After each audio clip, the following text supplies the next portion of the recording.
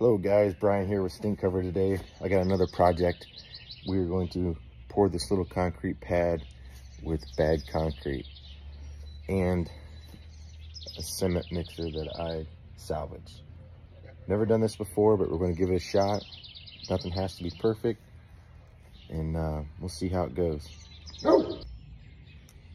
I went ahead and set the concrete mixer up as close as I could. Put some blocks underneath of it. That way I didn't have to put it in a wheelbarrow, and hopefully it works out.